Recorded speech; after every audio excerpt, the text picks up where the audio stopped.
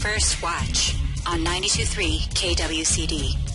And it's brought to you by Sulphur Springs Valley Electric Cooperative, giving you an inside look into your sheriff's office. I'm Grady Butler, and with me is Carol Kappas, Public Information Officer with the Sheriff's Office, and Sheriff Mark Daniels. Good morning. Good morning, Cochise County. Hello, everyone. So Cochise County football continues tonight, and if you didn't know, Sheriff Mark Daniels calls the games. And we'll be back here at Buena. We've been away from Buena for the last few weeks, and had a bye week, and then they're traveling Sunnyside last week, so they'll be home tonight. It's homecoming here at Buena, and they'll be hosting the Mountain Point Lions, and they're actually out of the Phoenix area. They're part of the Tempe School District, and they play in a very, very tough conference up there. In fact, a lot of the state champions, to include Mountain Point over the last few years, have been crowned state champions. So, again, they're not a real tough team out of Phoenix right now. They're on the downslide for their talent, but they're still 2-2. They're still going to bring some talent into the game tonight. Buena's got an opportunity to turn this back around. They're sitting at 1-2.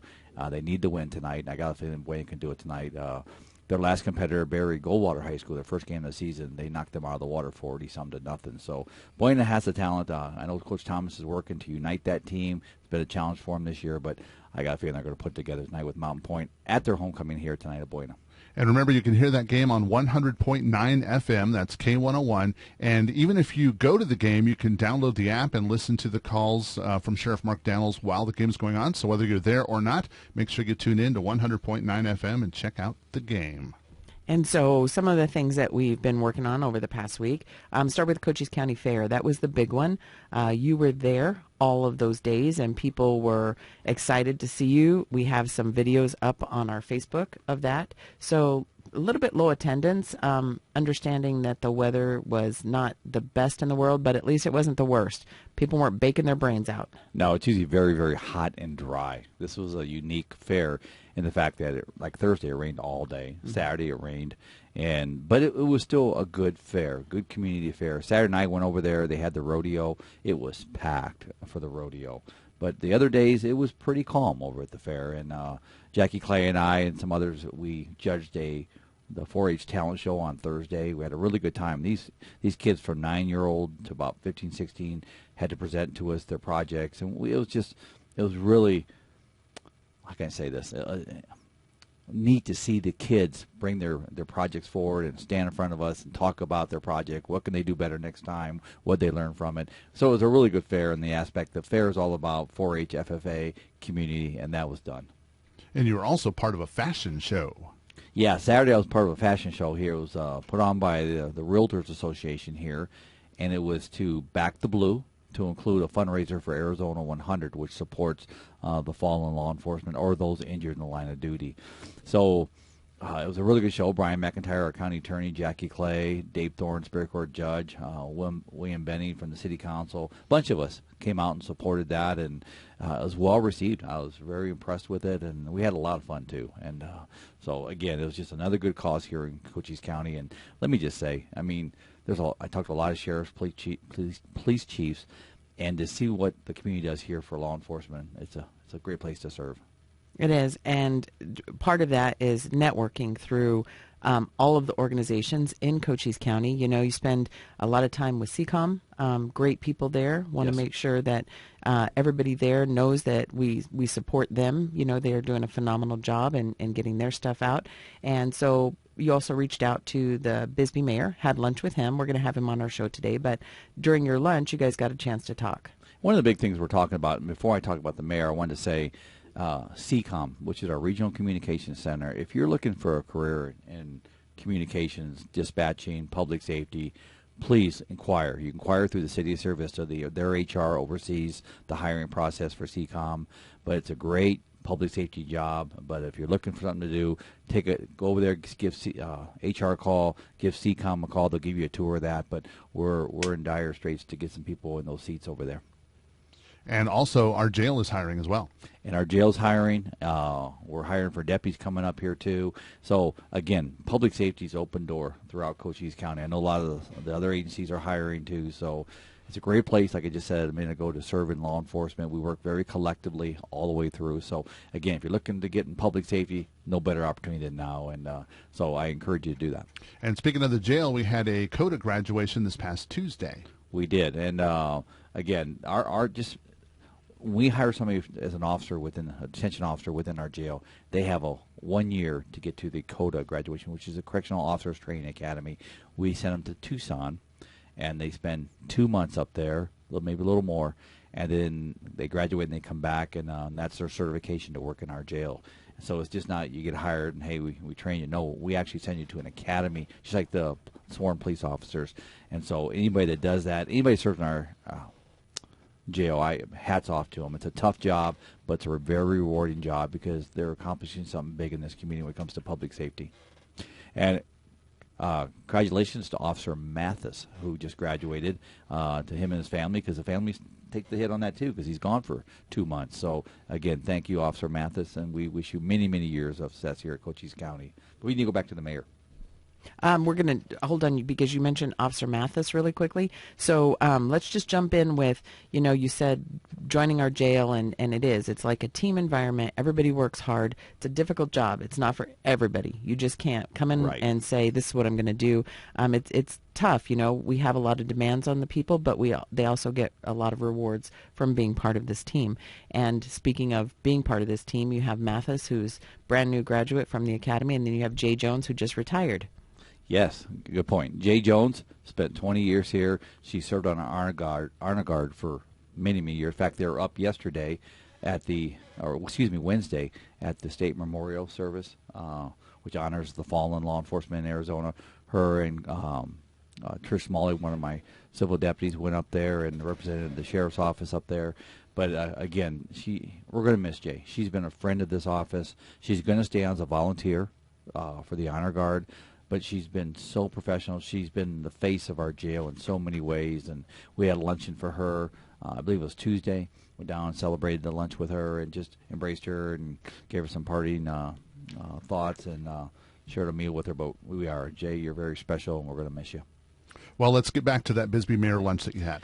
We've been going around the county, and one of the reasons we met with the mayor, first of all, he's newly elected. I've known Ken a long time, but we sat down, we talked business. But one of the things on the topic of business was the jail. And we're meeting with the mayors, we got city councils, we're opening up. As we push forward with a new jail proposal to the community, we want to make sure our community leaders, from mayors, police chiefs, Fort Huachuca, consulate office, that we work very close with, the Mexican consulate, all the way through, that we're actually getting them on board with us, mental health experts in the county, on and on.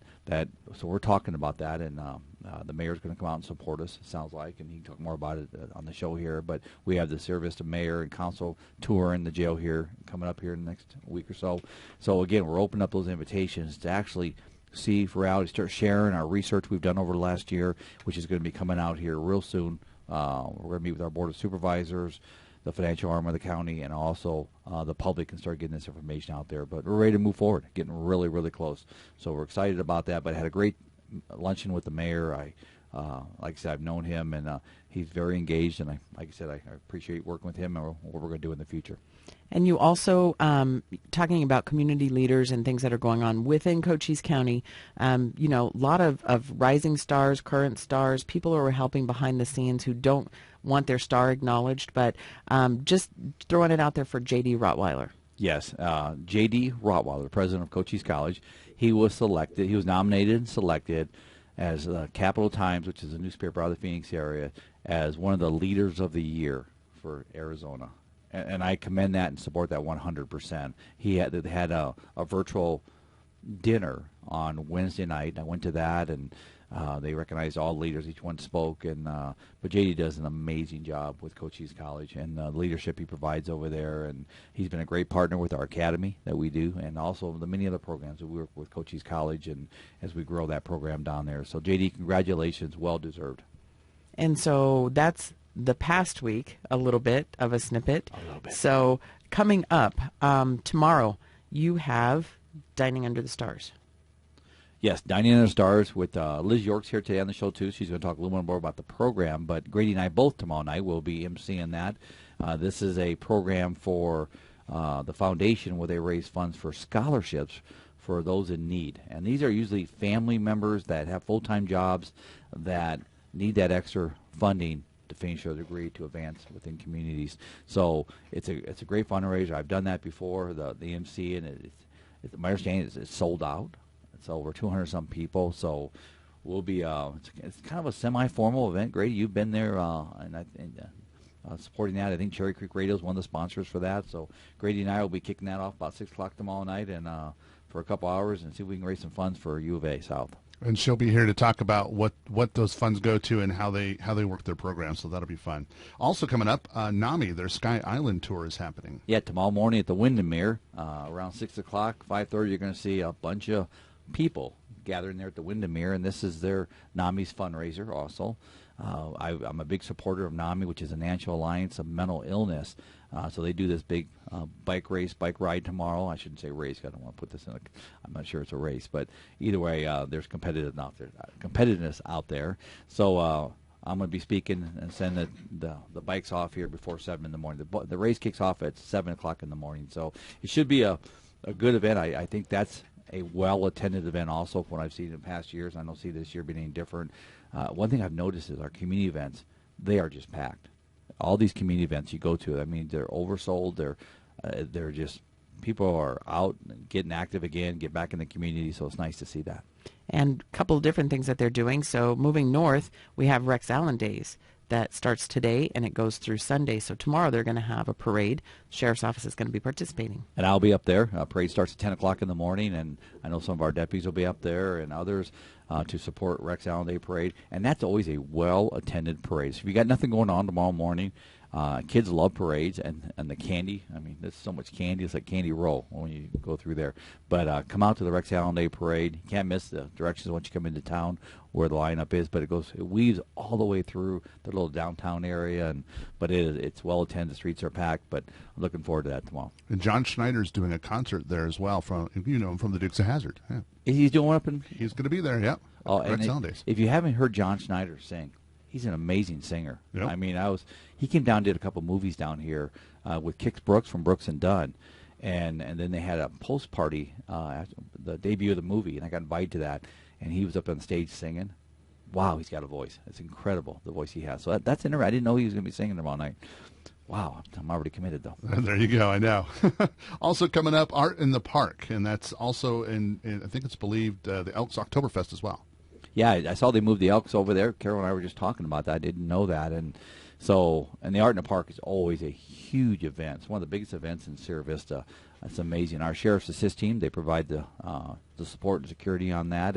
But it's a very nice event. If you're looking, I know we've had 2 carnivals the last 2 weekends in the county fair. So now we have a little calmer event, as we get ready for the holiday season and maybe go out and find a gift for the family.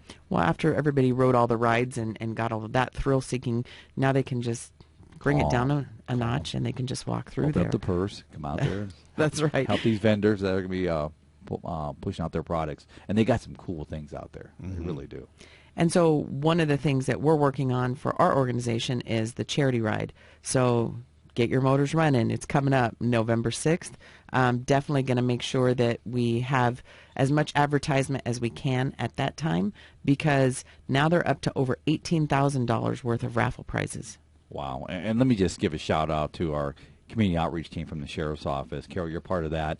Ray McNeely, who's really hit the streets talking to business. This is a community-sponsored event, and we might have our name on it along with Lolly Automotive and American Southwest Credit Union, but the community comes out and makes this thing happen. And what we do is we give the grant money, or scholarship money as we call it, to these nonprofits to help their cause. And so Ray McNeely, Ed Gray, Sergeant Todd Linendahl, they come together every year, and the volunteers within to make this happen. So thank you guys for what you're doing, and I'm excited. We had over 500 entries last year.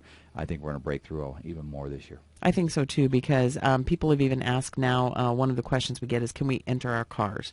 So we're specifically having like Jeeps and side-by-sides and motorcycles, and I think it's just going to be topping that 500. But the raffle prizes too. Ray McNeely out there just moving and shaking, and I don't even know what he does, but if I ever need a car, I'm going to have him negotiate for me.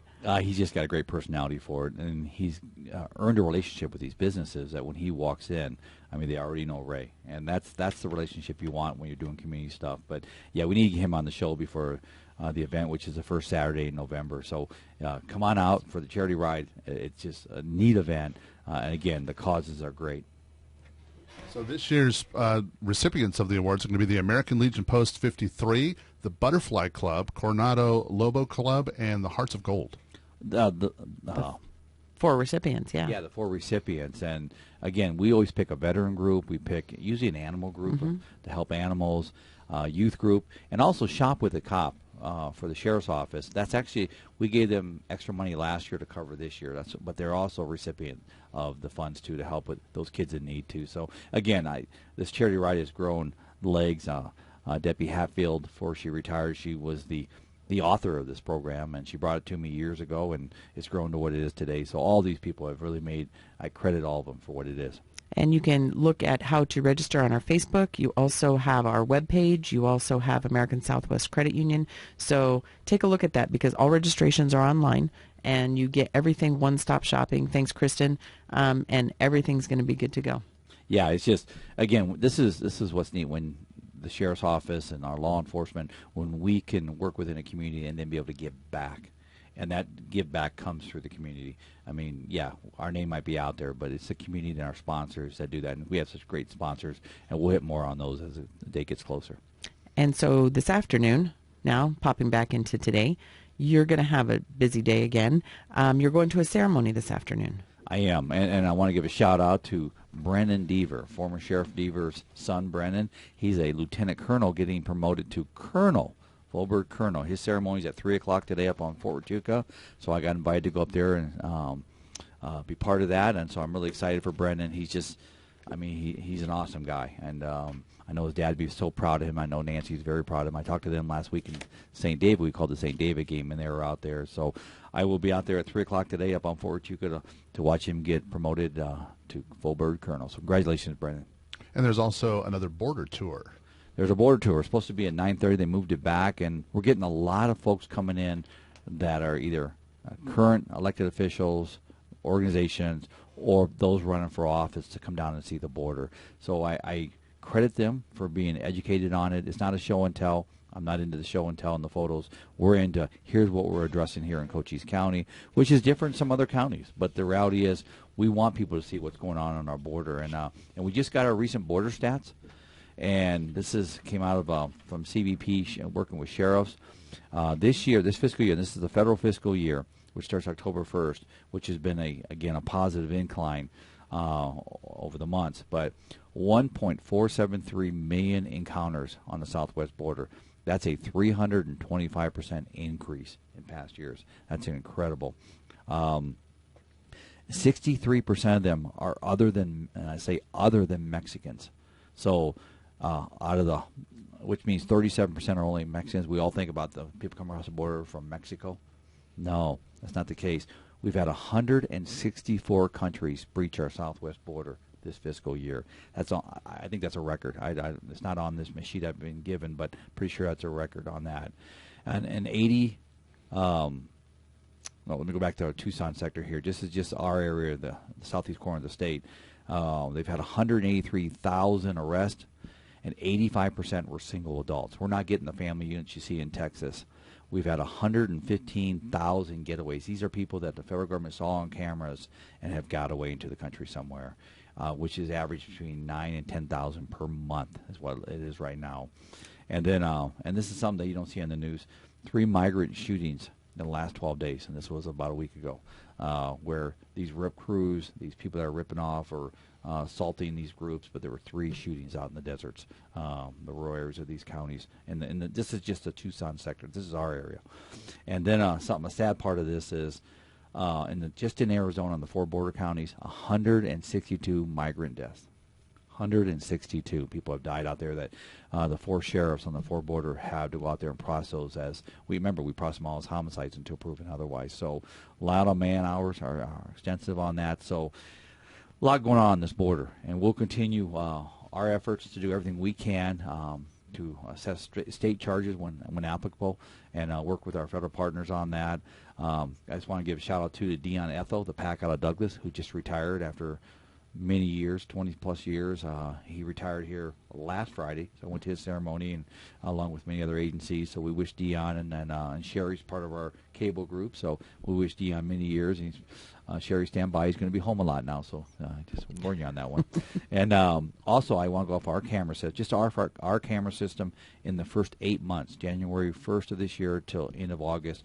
Our entries are 24,138, which is considerably high, and we've had, sad to say, 47 drug smugglers. That's not the human smuggling, the drug smugglers. So again, the challenges are great. We're seeing the impact of that at a local level along with my fellow sheriffs. So we'll continue to do our part here in Cochise County, do everything we can within my authority as a sheriff, and working with our partners to keep this safe here. And so one of the things that you're working towards to help this whole process is a couple different things that we have funding that we are able to put towards that, including x-ray machines and some other, cooperative agreements between the Sheriff's Office and Fry Fire. Right, and two things we got approved, and I want to thank Ann English and Peggy Judd for the support on this. These two. First one, it was for an x-ray machine. These are portable x-ray machines. There's 3 of them that the deputies carry. We have 3 regions in the county for patrol, so they'll go to each region. So if we make a traffic stop, they're x-ray with consent of the driver, or if we have to get a search warrant, depending on the situation, that we can actually look into the vehicles to see if there's drugs within the walls of the cars, whatever the case, or if we get a suspicious package, we can see what's in it. Again, it's just another tool that helps us interdict on crime. The other one is the agreement we have with Fry Fire. Thanks to Chief Mark Savage out there.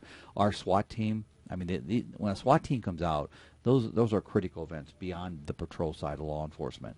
And they can be scary. There's no doubt about it. The vulnerabilities are high and the risks are high. So Fry Fire provides SWAT medics that are actually trained within the SWAT realm, just like my deputies are.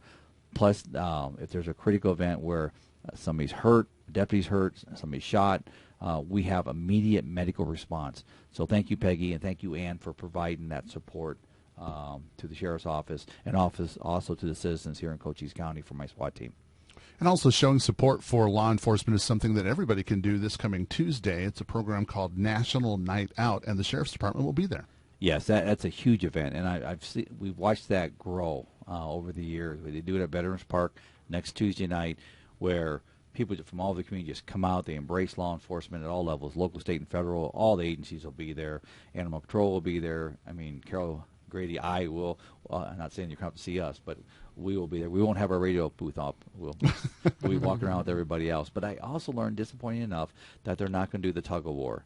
As the reigning champions of the tug of war at my sheriff's office, we have some pretty big guys, and we have won that for many, many years. So the city conceded that they won't do that anymore. I'm sure it's a pride thing, that they're not going to do that anymore. So we're doing something different, right, Grady? Yes, an obstacle course, and I believe the end you have to eat a donut off of a string or something. Yeah, something so it's like that kind of an obstacle sounds course. Really competitive. Yes, it sounds really competitive. So we'll go in there too. Big guys eat big, so we'll go in there. Same guys, same theory, but we'll take the crown from them again on that. And they're nimble. They may be big, but they're nimble. Good point, Carol. We'll go with that. I don't know what that means, but that's okay. Okay. We're going to take that forward. So that's pretty much wrapping up what we have right now for all things Sheriff's Office. Busy times, and let me just say, I've seen this too. It's been busy in the communities. In fact, I was heading home yesterday, and the traffic's really picked up. I'm sure we've all seen that. And going home yesterday, and a car in front of me, and all of a sudden this car comes past both of us, and just cuts right in front of this car, and the car in front of me slams on the brakes. We appreciate good brakes here in Cochise County, and hits the brakes. Otherwise, it would have been a good accident. And so I came around, stopped the car that made the violation, and the individual, very nice lady, but I know her, and she was telling me, but I had to make the left turn coming up, so I had to do that. Folks, you can't drive your agenda. You got to drive public safety, and that is, you got to drive within the rules of the law of the lane and the highways. But yeah, so we had a little conversation about driving for a few minutes. But yeah, just be careful out there. Everybody's in a hurry. I wish people would slow down, but I understand we all get rushed. So just be very careful when you're driving. And before you go, invite everybody out to Cochise County football. So tonight, Buena's home for their homecoming. They'll be hosting the Mountain Point Lions out of the Phoenix area. So our pregame kicks off at 6:30. Game kickoff starts at 7. So come listen to us at K101 All Hits Radio. And Carol, who do we have coming in next? We have Liz York from the U of A South Foundation talking about Dining Under the Stars. It's First Watch on KWCD Country, and it's brought to you by Sulphur Springs Valley Electric Cooperative. It's First Watch Now. Hosted by Public Information Officer Carol Kappas and Grady Butler. On 92.3 KWCD. And it's brought to you by Sulphur Springs Valley Electric Cooperative, giving you an inside look into your sheriff's office. I'm Grady Butler, and with me is Carol Kappas, Public Information Officer with the Sheriff's Office, and our next guest.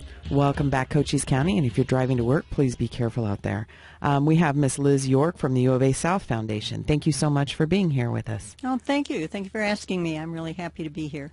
And tomorrow night is Dine Under the Stars. Sheriff Mark Daniels and I will be hosting that event, and it is a fun event, but kind of give us a history of where did this came from? That's it. Usually when I come here to talk to you, I'm selling tickets for it. But not this time. We are sold out. So I would really like to give you the history, if you don't mind. The foundation started Dine Under the Stars in 2002, which is the year that I joined the foundation board. So I've done every Dine Under the Stars since 2002. And it was started as a bricks and mortar fundraising event. So we were building buildings on the campus at that time. And we continued on for a while doing that. But as any 501c3 soon learns, that as community problems change and need for services change, then we had to change our direction of what we were doing. 2011, we decided to go into scholarships. There was a definite need for scholarships for students going to the University of Arizona here. And our students are non-traditional students. The majority of them are in their 30s and early or mid-30s. Most of them are family orientated. They're married or unmarried. They're in jobs. They're working full-time. But they want to improve their educational background, improve what they can find for jobs. So they need money to do that. And the foundation saw that we needed to go into scholarships. And so in 2011, we started doing scholarships. And it was amazing. We have the scholarship receptions for the recipients. And one of the first receptions that I went to, I had a gentleman come up to me and he said, "Liz, I got a $500 scholarship." And he said, that made the difference between me staying in my job and just working there or going to school and getting more education. $500. And that really touched me, and I felt like, we can do more. So we continued on, and the University South Foundation continued on with Dine Under the Stars, and now we're in our 19th Dine Under the Stars that we're going to do tomorrow night for scholarships. And up until, I don't mean to cut you off, but let me. Up until now, we've given over $675,000. That was what I was going to ask. How many scholarships have you given? So that's great. A lot. Yes. But we need to do more because we have more and more, as you look at the economy and look at what's happening, we have more and more people requesting scholarships. And is this the only fundraiser you do for these scholarships, or is there other ways? If they can't buy tickets anymore, it's sold out, but is there other ways to help? Oh, you can always call our office. And if you want to make a donation, we are glad to have you call us. And that number is 458-8278. And you talk to Monica, who's our General Operations Manager. Her extension is 2129. And you have all of that memorized, so hopefully people will be calling you. I get asked at odd times, so I figure it's better to know rather than fumble around and try to find an answer. So if I can answer it, I will. If not, I'll tell you that I'll find the answer, and I will get back with you. And as a secondary thing that you wanted to mention is victims of domestic violence. So you're also working on a project with that. Yes. October is Domestic Violence Awareness Month. and I belong to, or I'm on the board for the Cochise County Family Community Coalition, and also the Sierra Vista, Cochise County Sierra Vista Domestic Violence Fatality Review Board. And in conjunction with that, we are developing a little card, and it has a little QR code. code on it, and you just scan it with your camera on your phone, and it'll pop you right up to a Facebook page that gives you information on numbers you can call if you want information on domestic violence, information on places that you can go, even information if you have a pet and you're in a domestic violence situation and you don't want to leave your pet, you don't know what to do, we've got information on this card on that too, so we can help you. And how do you disseminate that card? Where can they get it? They can get it. Well, right now we're in the development stages, so Excellent. this was a prototype that I was telling you. I actually have a bunch in my purse. Okay. That sounds like a great program. Find Liz York wandering on the streets and you can grab it. But we'll be passing them out, and we'll have a program where we're doing it. You know, we're set up at the mall. If you go to the mall, there's a huge storefront window on Domestic Violence Awareness Month. And Lori Owen, who's a lawyer here in town, will be there on Saturdays from 12 to 3, I believe, doing free advice for people that are in need of domestic violence awareness, domestic violence advice, orders of protection, things. And Lori will be sitting there. And I know Lori, she will have a pile of these cards with her. And these cards, the Facebook page it takes you to, is constantly growing. We're adding more and more information. So this is the beginning of it, but there's good information on there. So please do stop by and see Lori at the mall. And it's on Saturdays, I believe, in October, from 12 to 3, I think it was. Well, we thank you for coming and talking to us today. Well, I really appreciate having the opportunity to come and tell you what's going on. So thank you again, and thank you to the community of Sierra Vista for supporting the University South Foundation. Without them, we would not have the buildings that we have here. Those buildings were all donated to the, except for one, by the people in this town and community. So thank you all. You bet. And Carol, who do we have coming in next? We have the City of Bisbee Mayor Ken Budge. It's First Watch on KWCD Country, brought to you by Sulphur Springs Valley Electric Cooperative.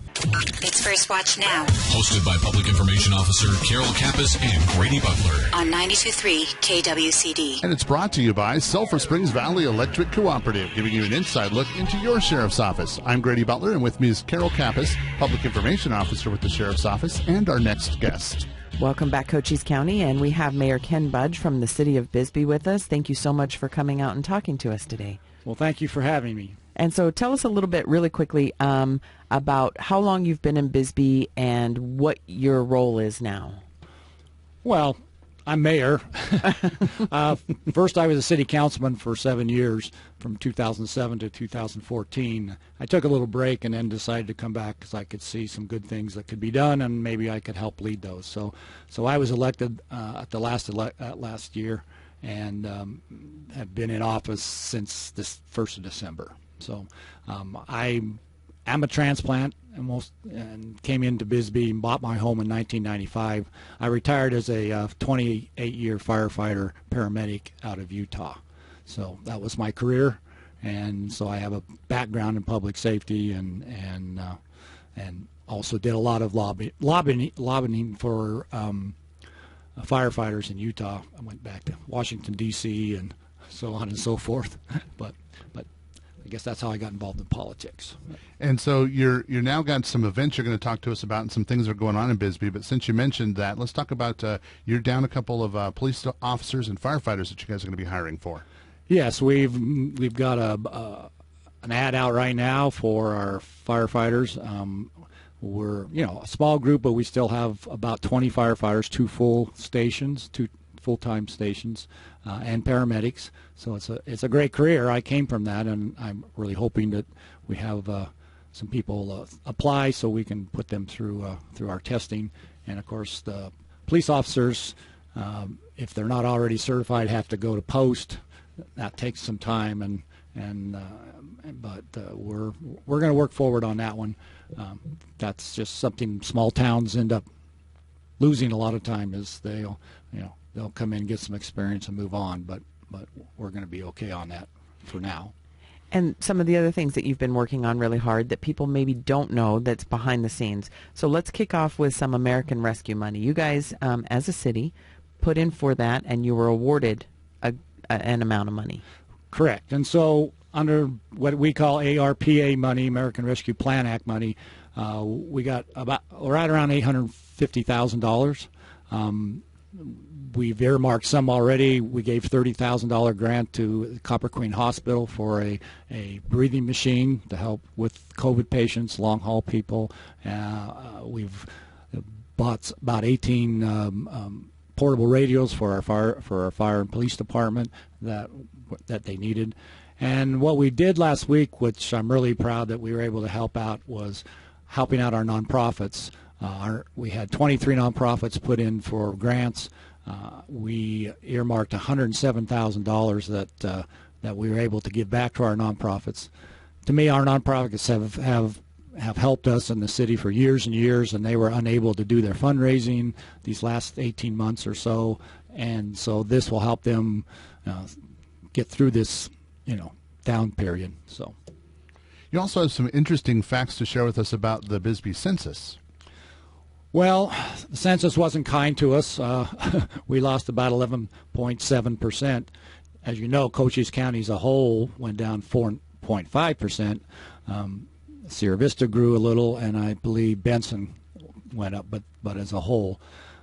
One of the problems we face, I believe, in Bisbee is our Airbnb situation, where a lot of our homes that we would like to be occupied by full-time residents are now Airbnbs. Now, we are a tourist destination, and we understand that, but still, when you get a large amount of your housing stock that are just part-time residents, they don't get counted in the census, which costs us state revenues and federal revenues in the long run. So it's not the best, but we'll be working on our Airbnb issues and see what we can do that the state doesn't. The state kind of keeps overview on us in all of our cities and says what you can and cannot do, but I think there's some creative things we can do to help that issue. So anyway, that's and some of the things that you're doing housing wise, but there's a huge project, so it's multifaceted. So if you look at the Copper Queen Hospital, that's been there for a really long time, and you've already purchased a respirator breathing apparatus for them to help out. But you're also doing things that are creative. There's a building that I absolutely love behind the Copper Queen. It's up on the hill, and it's been a lot of different things. I believe that was the original Copper Queen Hospital, and then it turned into apartments, and then who knows where it stands now. So tell us a little bit about what your hospital project entails. Yeah. Well, that's known as the Hillcrest. Wasn't necessarily Copper Queen, but it was one of the mining company's hospitals back when.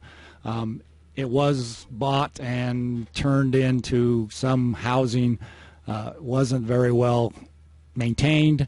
They got way behind on all their bills. The utilities end up cutting off. Anyway, we have ended up over these last few months of acquiring it. We are working with SEGO right now on identifying a good contractor, probably out of Tucson, that does low-income housing. And if we can put this all together, which we are pretty sure we will, we'll be able to produce good 30 units or maybe up as many as 40 subsidized low-income housing that we need so desperately in our town. That's what we're really. I think it will be a great project. It'll be a great building and produce something in our community that will benefit artists, will benefit our workers and people that are disabled and have problems of finding housing that's affordable in our town. And one of the things you also mentioned, which I think is a phenomenal idea, is workforce housing. Yes, and so through one of our nonprofits, we've acquired one home and sold it already. What we do is when we acquire it, Step Up Bisbee has been coming in. That's our local rehab unit that comes in and rebuilds them. We just did one, and it got sold to a lady with 2 children, and we're really proud of that one. It is for city workers, teachers, hospital workers, essential workers like that. If we can acquire them, bring it up to good standards, and then we sell it at a 20% discount. The one we have available that's going to become available on Campbell, as soon as somebody buys that, they'll have an $80,000 worth of net gain just from buying that for this one. And then we're looking at moving forward and doing 2 or 3 more in the next year. So we're, finding those houses for our essential workers are important. That's a really neat project. And we thank you for coming and tell us about everything that you've just told us about at Bisbee. Is there anything you'd like to add before we go? Well, just that working together, I just worked closely with the sheriff's office. They helped us out on an animal control issue.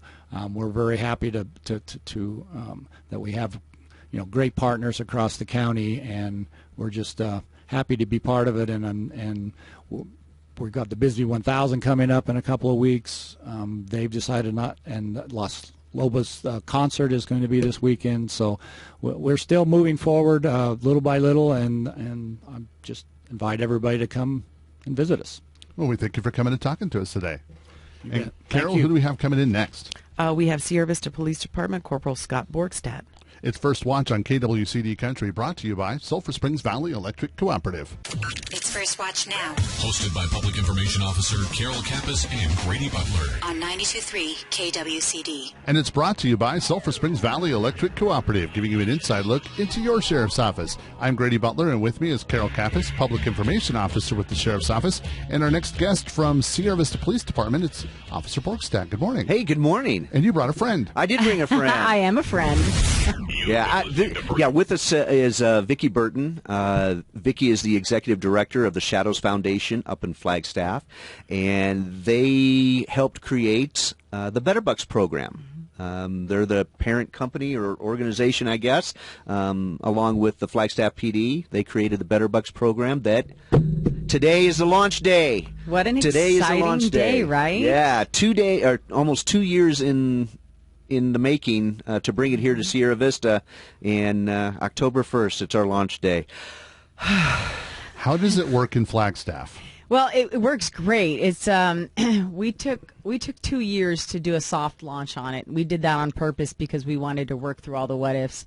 But it's a great program, and it's being used for exactly what we intended it to be used for, and that's to take the money flow out of the hands of those individuals that use it for substance or for things that they shouldn't, and put it back into the merchants' hands and keep the money in our community. And it works just fine. We've actually paid out over $27,000 to our merchants with the exchange of these vouchers. And so it's awesome. It starts in Sierra Vista. The launch is today. How can people participate? Oh, okay. You can start purchasing booklets today. You can do it online through the Better Bucks of Sierra Vista website. You can also go to the Sierra Vista PD, City Hall, or the library to purchase books. We're going to have a booth at Art in the Park, and to explain the program, a little bit better to folks, and you'll be able to purchase booklets there. So when they purchase a booklet, they have it in hand. What do they do with it? Okay. So the idea is to give the booklet to someone in need, whether it's a homeless person or somebody panhandling, or just someone that that needs some extra help. The great thing about it is that your gift is going to be used for something worthwhile: food, clothing, toiletries, something we call living essentials. It cannot be used to purchase money orders, tobacco, or alcohol, or anything that can be used in conjunction with illegal drug use. So what can it be used for? Like I said, food, clothing, toiletries, pet food, that type of thing. And where? The sponsors are Fry's Food Store, Food City, Culver's, Friends of the Sierra Vista Library, and Goodwill. Goodwill, yeah, thank you. Goodwill You're Industries of Sierra Vista. So we're pilot programming this. It starts today, and is there an end to this? Is it just something we're going to do from now on? It's going to be continued on, yeah. Okay. Yeah. We're doing a soft launch also. We don't want to, inundate the merchants with thousands of books at one time. So we're keeping we're doing a soft launch, and it'll eventually grow as we go. But it's a great program. Included in the booklet, there are lists of service providers that folks can go to, if they need to, try and get housing, or if they have substance abuse issues. There's lists of organizations that they can go to, additional food or clothing if they need it. We also include a one-day bus pass with the booklet, so folks can get to those services or get to the merchants that they need. Animal Control also stepped up, did a great job. They have a coupon in there where people can take that to Animal Control, and if they qualify, they'll pay for vet services, spay or neutering, chipping, exams, medications. So the booklet's a all-encompassing product. It's really nice, and the big thing is, it's not something to deal specifically or intention to deal specifically to get rid of the homeless or the panhandlers. It's for anybody in need. And our board of directors really saw that, and that's kind of where we're going with it. That we want to help these folks get to a better place. And the fact that that your gift is going to be used for those living essentials and not for destructive purposes, it just works. And it's great that you have a successful pilot program to learn from Flagstaff. And it's great that we actually have somebody that's taken our program and really, as I call it, run with it, because they've wrapped their head around it and they've taken their time to launch it like we did. And it's nice to be able to be here to assist them to do that. So it's going to be successful. I think you guys are going to do really well. Yep. And before we move on to the next topic, let's talk about how you can get those better bucks in people's hands right now. Right now. Well, you can go and purchase them again at Sierra Vista Police Department, the library, or City Hall, or come to Art in the Park, find our booth. We're actually going to be in Space 90, wherever that is. But we'll have our booth set up there so you can come and purchase booklets there. All right, let's talk about National Night Out. It's coming up Tuesday. It's coming up Tuesday, yeah, another great event. We've got first responders coming from all over the county to participate in this. It's always a fantastic program that we put on, and it draws somewhere between 5,000 and 7,000 people every single time. There are going to be static displays, demonstrations by first responders. We always have some sort of first responder challenge, and we're changing things up a little bit this year. It's going to be 3 events that they'll have to participate in, which is fun, and it's great. Bring the kids in because they love seeing all the displays and everything, and you get to meet us and kind of find out what we do. When and where is it? It's going to be Tuesday, October 5th at Veterans Memorial Park. The event starts at 5 o'clock and goes to 8 o'clock. And it's free. It's free. It's absolutely free. Yep, absolutely. And before you go, let's talk about another event coming up on October 17th with the police department. Yeah, it's the 15th annual Bearcat Pull for Special Olympics. Again, Sunday, October 17th. It starts at 9 a.m. at Veterans Memorial Park. Teams can come in and register beforehand.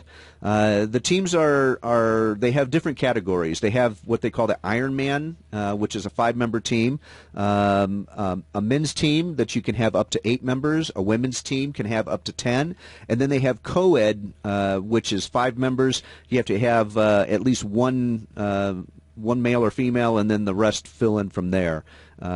It's a great event because it raises money for Special Olympics. Sierra Vista PD has been a big proponent of Special Olympics, and we've always been, in the top, 1 or 2% of agencies that raise money for Special Olympics. And it's just a great program because, these folks, they try really, really hard, and it's just great to support them. And you can register for that online. Yes, I don't have the website, but I understand that you can, or you can come into the PD and pick up the form or contact Officer Grady at the Sierra Vista Police Department. All right. Well, we thank you for coming and talking to us today and catching us up on the Sierra Vista Police Department. Thanks, Grady. It's First Watch on KWCD Country, and it's brought to you by Sulphur Springs Valley Electric Cooperative. It's First Watch Now. Hosted by Public Information Officer Carol Kappas and Grady Butler. On 92.3 KWCD.